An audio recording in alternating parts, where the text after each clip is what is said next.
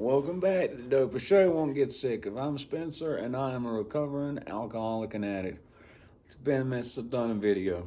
I'm gonna try to get back in the habit of doing these. I'm getting stuff set up now, where I'm getting pretty much like a studio set up, where I've got the microphones, equipment, and everything. Getting ready for the interviews that I'm getting ready to do. I'm taking the last little bit off to just get myself right, but also to prepare for that.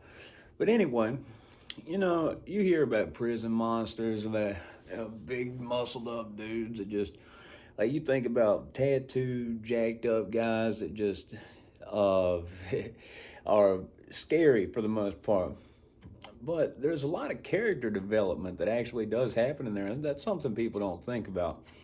For instance, there were a lot of things just about consideration that I did not consider at all. Simply reaching over somebody's tray, that's a no-no. If you bump into somebody, you better say excuse me, because I saw people, I saw somebody get, take a knife to the neck because they didn't say excuse me. Something as simple as that. A big part of it is that you never know what the next guy's going through. And like this time of year, Christmas, you will run into situations where somebody had just got off the phone and his wife's left him. You run into situations where somebody is just sad because they don't have anybody. One of the situations that I saw that was terrible, I won't divert too much on this, but there was a guy whose entire family was on their way to see him and all died in a car wreck. And after that, he didn't have commissary, anything, and he lost everybody. It changed him completely. He wasn't the same after that. But, for me, like talking about making a prison monster, for me, it was like there was Spencer, who would get nervous, scared, and all this. And then I had this other monster that, like I created or that was inside of me. And that was the person who would protect Spencer and, that wasn't scared, that was like not going to let anything happen to Spencer. I'm not trying to sound, crazy or like, I'm not talking about like multiple personalities or any crazy stuff like that. But, there was something that would flip up here. And that was, somebody else. And, I said, my nickname, one of the nicknames I got after there was a fight that I got in, and I'd done some training before I went in. I trained for 2 years in Kempo Karate, and we did basic grappling 2 days a month. And ultimately, that's what worked. And statistically, I would write down every fight I saw. After that, I wouldn't write down the names or anything, but I would write down what happened. Like, like statistically in terms of how many punches were thrown before they started grabbing at each other. How many of them went down to the ground? Because I was interested in doing martial arts once I got out. And now I've got a mixed martial arts gym. I'm a brown belt in judo. I've been a brown belt in 4 years in that under an Olympian named Tart Monair. Been training Brazilian Jiu-Jitsu as well. I'm a blue belt in that under a two-time world champion, Paulo Santana. I've done some boxing with Scott Sigmund, who's fought Roy Jones Jr., Kelly Pavlik. He's got a couple of titles right now. But anyway, I was really interested in that. So a few different things are, you learn to speak up for yourself. If somebody calls you the B word, that means it's time to go. Somebody calls you a punk. A punk is a prison sissy. Somebody who's doing somebody's drawers or something like that. That's somebody. That's the type of language that it's time to go. If somebody says that, it's time to fight somebody. And regardless of the outcome, it's not as much about whether you win or lose the fight, although that will factor into a number of things later on. It's about the fact that you stood up for yourself. But during the time that I was there, weights were not okay. The big misconception about prison is that weights have been just taken out and all that. Now, new weights will not be allowed in, but the weights that were there already were there and still are there at Petersburg Low, for instance. It's at Petersburg Medium and Petersburg Low. It's a federal prison. Now, from the road, it's across from Fort Lee. If you drive by Fort Lee in Petersburg, Virginia, Fort Lee's on one side of the street. They have army tanks and helicopters. We got to see people come down from the helicopters on the ropes. They would do drills over there. It was really cool to be able to see that some of the time. But anyway, if you look across the street, there's 2 tennis courts, 2 handball courts, a basketball court, I think a couple basketball courts. It's got indoor basketball in a gym with bleachers. Really surprising. It was actually a really great outdoor rec at the Low. The Low only had 1,200 people, but it was a huge rec. The medium was like closer to 1,500 or 1,800, I think, but their rec was terrible. It was just no weights at the medium. People lift bags of dirt. But you have powerlifting at the low. We had 7 Olympic bars and 2 sets of dumbbells that went up to 55 pounds. And I would lift every day, 7 days a week, do bench press twice a week, deadlift, squat, and of course the rest of everything. But a big thing that I would do was, powerlifting. I stayed steady at it, and I kept on steady at it. And I went from, being pretty weak in most lifts. And when I got there, I could probably only bench press 205, and I went up to being able to get 305. I was able to get 225. I got up to 12 reps on that. Squat, I got up to 425. When I'm talking about squat, I'm squatting lower than I'm sitting. I'm talking, my butt was about about 6 inches to 12 inches off the ground. I probably could have got closer to 475 if I'd done a standard squat, but so many people in there did these little sissy squats where they look more like a calf raise. And I said, I will not be that guy. You won't be saying I'm doing, these little feminine squats. I'm doing a man squat and lifting man weight. Deadlift, I got up to 565. And I did these 3 lifts, 305 on bench, 425 on squat, and 565 on deadlift. I did them at 172 pounds body weight. And in the prison powerlifting competition, you total up bench plus squat plus deadlift divided by body weight.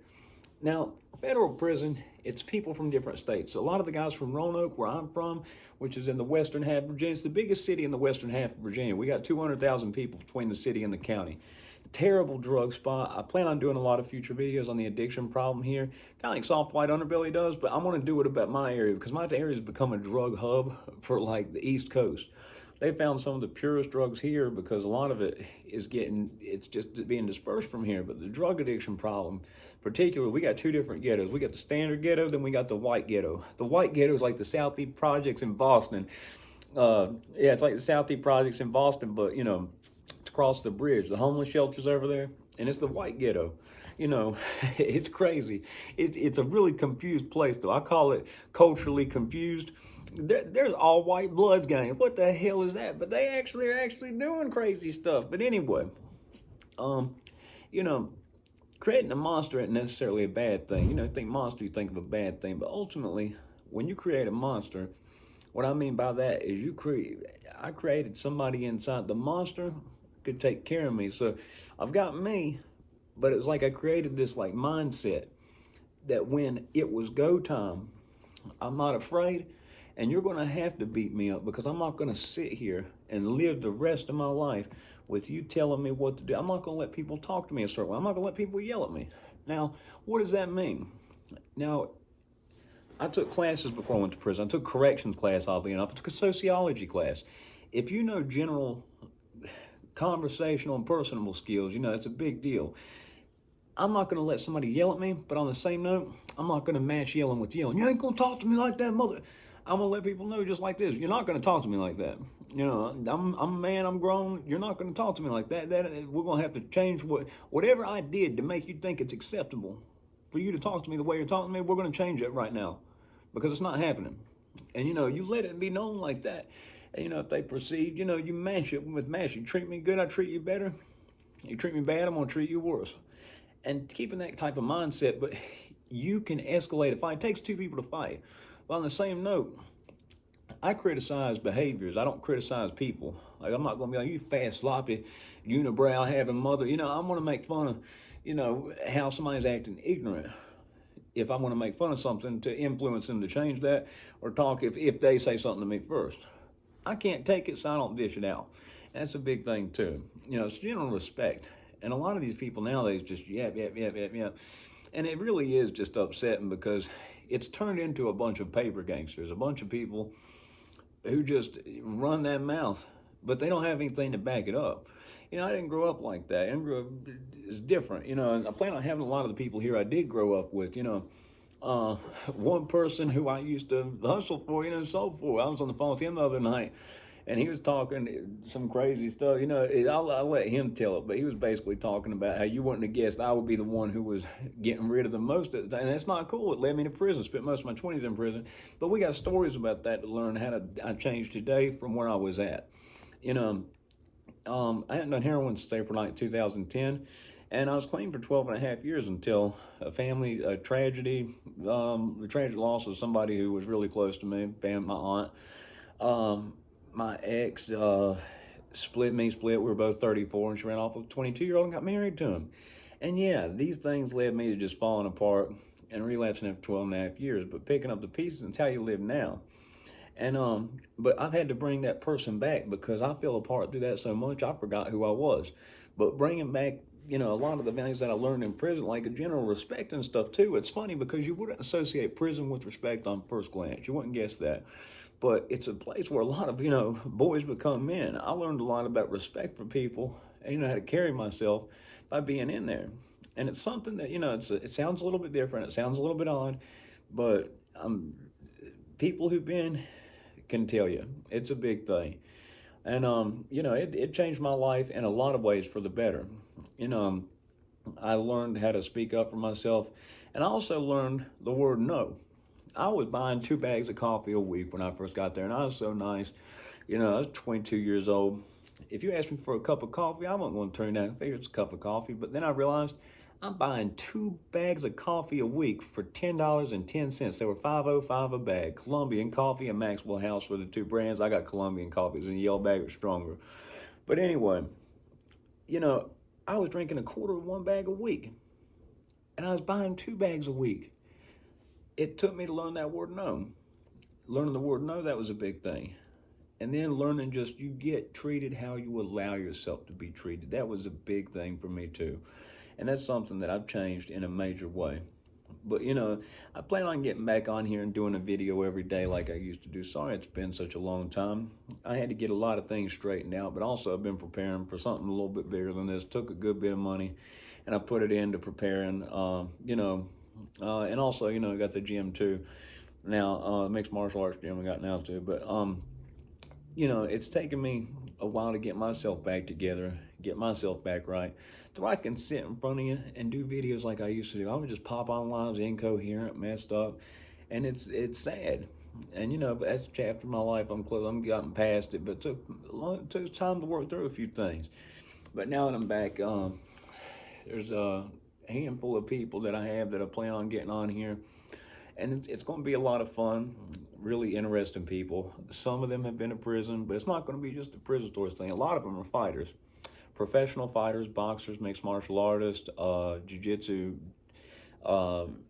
competitors, world champions. Like I said, it's a lot of interesting people, and it's going to be fun. I plan on doing an hour, 2 hour videos when I'm sitting down with these people, just BS and just talking about stuff. And I'm gonna have crazy stories. I plan on doing one a week minimum with a recovering addict. They could tell some of their crazy stories and talk about how life's good today, and talk about how they got their life to be good. Because if you were still breathing air, guess what?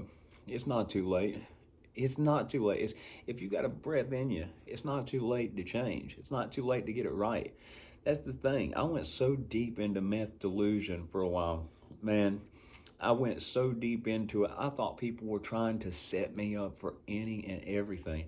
I was hearing freaking voices, like it. People, my family thought I'd become schizophrenic for a little bit because I was that out there, swearing to God I heard this or heard that. I thought I had superhuman hearing for a little bit, foolishness. But as soon as you take the drugs away, you get me. I'm back. I'm the regular me. But it's not just that.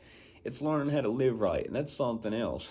That's something else I'm having to relearn and reteach myself is how did I act before?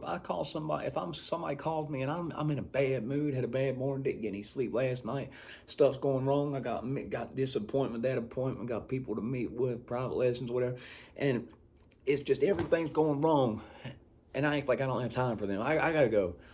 I call them back 10 minutes later. There's nothing wrong with saying the words, I'm sorry, and then saying, I was having a tough morning. That wasn't your fault. You could change somebody's entire day by doing something as simple as that. And it make you feel good for being a good person, for actually calling them back and saying, you know what, my bad. And what I get back a lot of times, what for? You didn't do anything. I said, no, but I was short with you. You're somebody that matters in my life. I shouldn't have had that attitude towards you. And I'm sorry. You didn't deserve that. That's part of being a man. also, a fight is usually a misunderstanding. Somebody says something that somebody misunderstands, and the next person says something to get them back. So then they say something like to get them back more, and it escalates until both people are yelling. So just to understanding basic communication and how to deal with people, I mean, completely change. It can change your whole life. And when you get into addiction, when you get into using, you forget that. It's something that you forget altogether. Anyways, if you have watched up until this point, if you watched all the way up until now and you think I earned it, press the like button. It helps tremendously. Liking and sharing. If you just share it to yourself on a second account you have, that helps tremendously. I'm going to be doing these videos. I'm going to try to get one in every day.